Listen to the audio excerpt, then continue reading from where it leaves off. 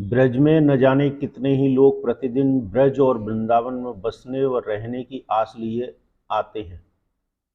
भौतिक सुख सुविधाओं को त्याग कर कितने ही लोग यहाँ रहकर साधना में रत रहते हैं।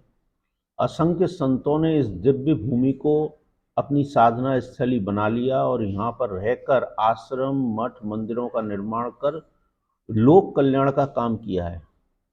इनमें एक नाम आनंदमयी माँ का भी है, जिन्होंने वृंदावन में विशाल मंदिर का निर्माण कराया और असंख्य लोगों को धार्मिक आस्था और भक्ति के मार्ग से जोड़ने का कार्य किया है।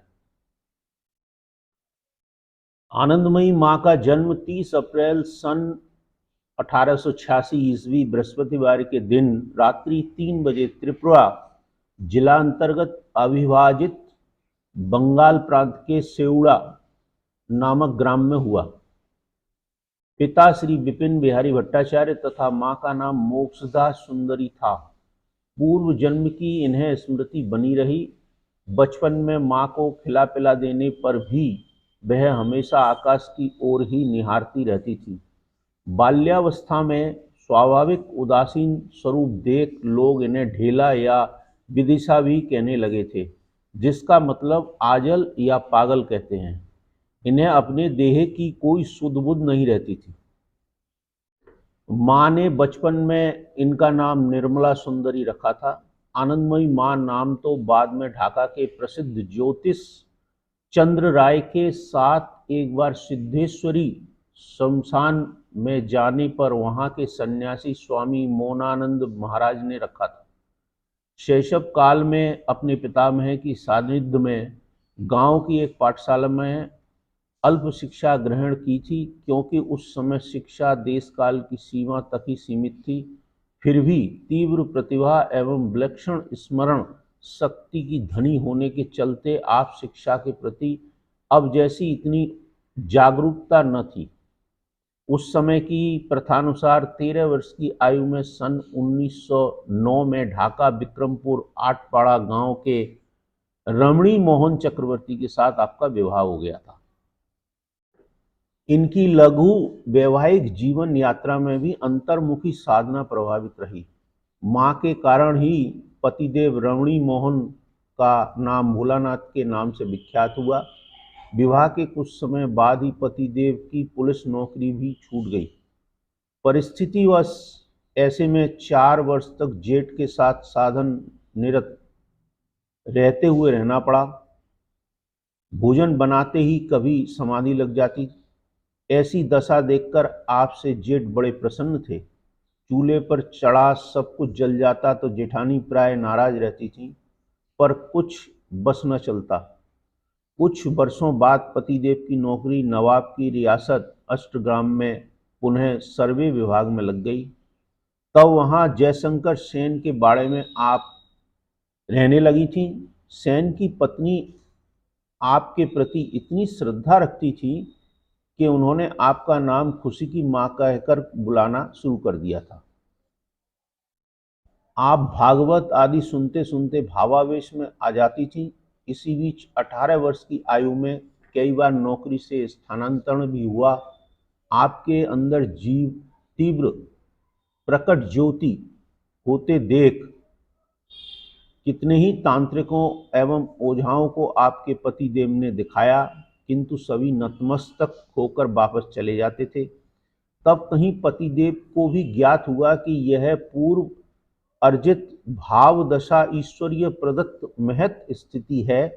सन 1922 ईस्वी श्रावण झूलन पूर्णिमा को स्वतः दीक्षा संपन्न हुई एवं यौगिक तांत्रिक क्रियाओं के साथ संस्कार आदि मंत्र जप करना चलता रहा।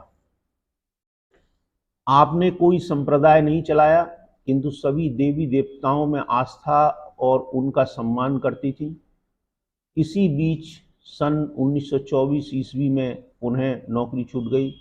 अब की बार नवाब के द्वारा ढाका मैनेजरी मिली। आप यहाँ शाहबाग में अपने देवर माखन एवं भतीजे आशु के साथ रहती थी। यहीं पर आपकी अनन्य उपासिका गुरुप्रिया दीदी से भी भेंट हुई। आगे चलकर माँ के चरणों में आजीवन बनी रहीं। इनके द्वारा मूलतः बंगाल में छपी श्री श्री माँ आनंदमयी नामक स्मरणात्मक रचनाएं सन 1964 ईस्वी तक की अनुभूतियां 20 खंडों में छपी हैं। इन रचनाओं की हिंदी एवं अन्य भाषाओं में भी अनुवाद हो चुका है।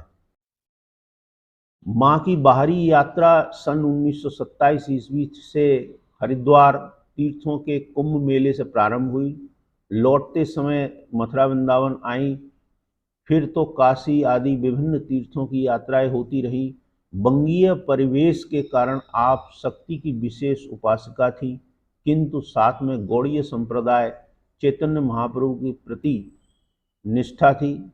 माँ के संपर्क में आने में आगे चलकर राष्ट्रपिता महात्मा गांधी, आचार्य J.P. कृपलानी, डॉक्टर राजेंद्र प्रसाद, पंडित गोविंद वल्लभ पंत, जुगल किशोर बिड़ला, यमुनालाल बजाज, श्रीमती अपर्णा रे, श्रीमती कमला नेहरू, श्री दिलीप कुमार राय, श्री महादेव देसाई, श्री गोपाल स्वरूप पाठक, श्रीमती सुचेता कृपलानी, जवाहरलाल नेहरू एवं श्रीमती इंदिरा गांधी आदि थे। वृंदावन धाम आश्रम में एक बार मैंने भी साक्षात दर्शन किए थे।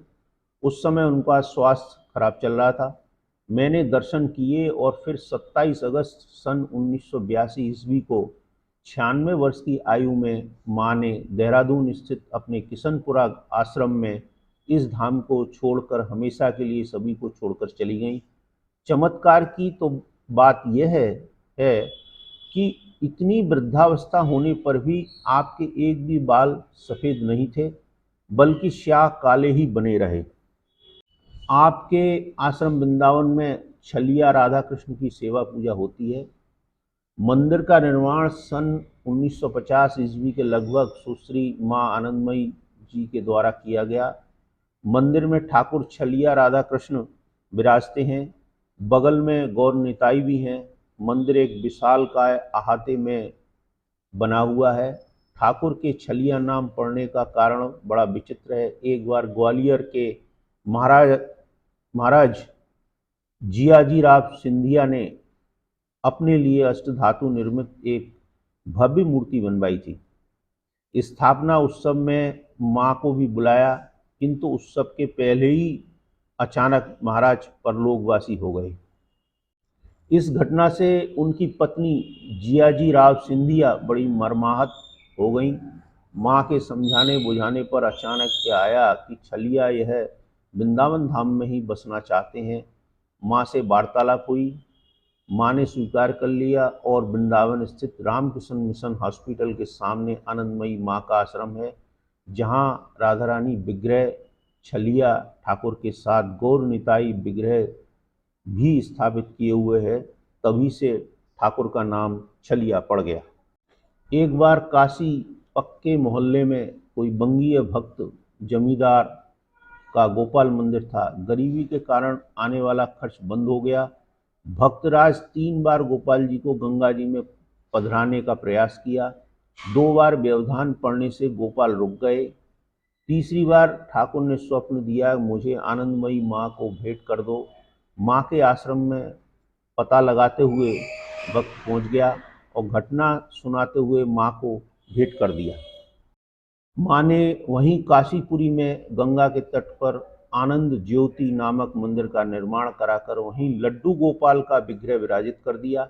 माँ के जीवन की ऐसी ही अनेक घटनाएं हैं। राधा कृष्ण एवं गौर निताई विग्रह पूना आश्रम, उत्तर काशी एवं देहरादून आदि सभी आश्रमों में विराजमान है। दीपावली, कृष्ण जन्माष्टमी एवं राधाष्टमी पर्व पर वृंदावन में धूमधाम से उत्सव मनाया जाता है।